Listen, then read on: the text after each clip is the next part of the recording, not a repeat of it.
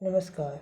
आइए आज हम जानते हैं लद्दाख के बारे में। लद्दाख अर्थात दर्रों वाला देश। दर्रे अर्थात दो पहाड़ों के बीच में प्राकृतिक रूप से बना रास्ते को दर्रा कहते हैं।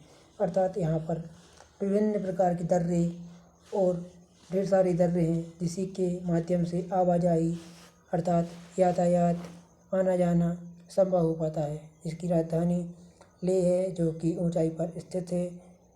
इसका 100% में से क्षेत्र में से 30% क्षेत्र चीन के हिस्से में है जिसे हम अक्साई चीन कहते हैं। और 31 अक्टूबर 2019 को लद्दाख को केंद्र शासित प्रदेश के रूप में मान्यता प्राप्त हुई है।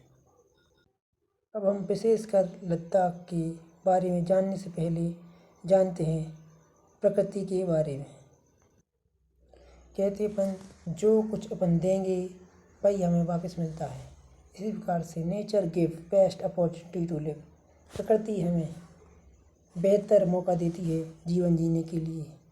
तो प्रकृति को हम अगर ज्यों का त्यों छोड़ देंगे, अगर हम उससे छेड़छाड़ नहीं करेंगे तो प्रकृति भी हमारे लिए बेहतर से बेहतर मौके, बेहतर से बेहतर परिवेश उत्पन्न कराएगी या प्रदान करेगी जिससे हम अच्छे से सर्वाइव कर सकें, अपने जीवन को बेहतर तरीके से जी सकें।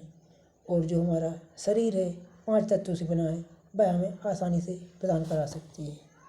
अगर हम उससे छेड़छाड़ करेंगे तो आपको पता ही है कि जिस प्रकार से पहले उत्तराखंड में बाढ़ आ चुकी है जिसके कारण लाखों लोग और करोड़ों की संपत्ति तबाह हो चुकी है। तो हमें प्रकृति से छेड़छाड़ न करके हमें उसके साथ सामंजस्य बैठाना चाहिए।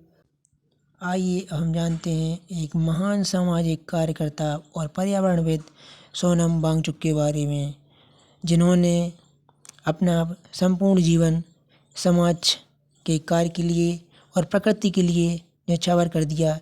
जिन्होंने सोलर टेंट का आविष्कार किया जिससे वहाँ पर रहने वाले लोगों के लिए ठंड से बचाया जा सके और सोलर टेंट होने से जो ऊर्जा है ऊर्जा को भी संरक्षित किया जा सके और बचा करके उसका हम बिजली का उपयोग कर सकते हैं। और ग्लेशियर्स को बचाने के लिए आइस स्तूप का आविष्कार किया जिससे ग्लोबल वार्मिंग के दौरान जो सर्दियों में ग्लेशियर्स का पानी पिघल कर बह रहा था उसको संरक्षित किया जा सके और गर्मियों के समय वह पानी बह सके जिससे नदियाँ भरी रह सकें। और लद्दाख के ऊपर जो थोपी जा रही शिक्षा नीति है उसके सुधार के लिए नए शिक्षा सुधार भी किए हैं।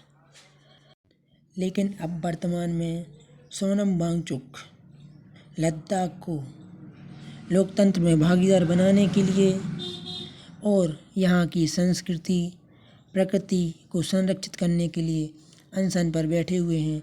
और सोनम वांगचुक ही नहीं, देश के समस्त देशवासी और लद्दाख के निवासी इस अनशन में भागीदार हैं जिससे वहाँ की रीति रिवाज संस्कृति प्रकृति को बचाया जा सके और वहाँ की जो जनता है वह लोकतंत्र में भागीदार रह सके। क्योंकि 31 अक्टूबर 2019 में केंद्र शासित प्रदेश का दर्जा मिलने के बाद में लद्दाख के पास केवल एक लोकसभा सीट है जिसमें वह लोकतंत्र में भागीदार है, लेकिन ना ही उनके पास कोई विधानसभा सीट है जिसमें वहाँ की जनता प्रत्यक्ष रूप से ज़्यादा लोकतंत्र में भागीदार रह सके। इसलिए वहाँ के लोगों का मानना है कि लद्दाख को एक पूर्ण राज्य के दर्जे से सरोकार किया जा सके, मान्यता प्राप्त हो जिससे वहाँ की जनता लोकतंत्र में भागीदार रह सके। वहाँ की इंडस्ट्रियल डेवलपमेंट को रोका जा सके जिससे यहाँ की प्रकृति को नुकसान ना पहुँचाया जाए। कोई संस्कृति संरक्षण के लिए अनुसूचित 6 में शामिल होने के लिए सभी लोग पुरजोर तरीके से मांग उठा रहे हैं जिससे वहाँ की कोई संस्कृति रीति रिवाज और प्रकृति को संरक्षित करने के लिए वहाँ के लोग स्वयं नियम एवं कानून को बनाए सकें। जिस प्रकार से असम नागालैंड मेघालय में उन्हें अनुसूची 6 में शामिल किया गया है। सोनम वांगचुक के साथ में लद्दाख के ढेर सारे निवासी एवं महिलाएं भी अनशन पर बैठे हुए हैं। लेकिन अब लोगों की बारी है, क्योंकि लद्दाख केवल लद्दाख का नहीं वहाँ की जो प्रकृति है केवल लद्दाख की नहीं, वहाँ जो हिमालय है उससे जो नदियाँ निकलती हैं वह संपूर्ण भारत में जल सिंचित करती हैं, जिससे सारे भारत को पानी उपलब्ध हो पाता है। और प्रकृति किसी एक की नहीं, प्रकृति सभी में सम्मिलित है, सभी में समाहित है।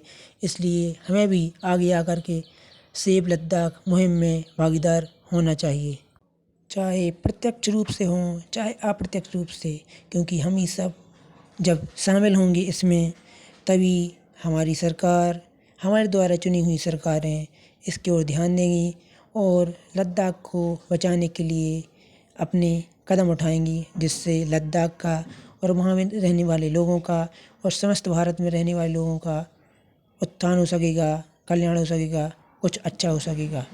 धन्यवाद।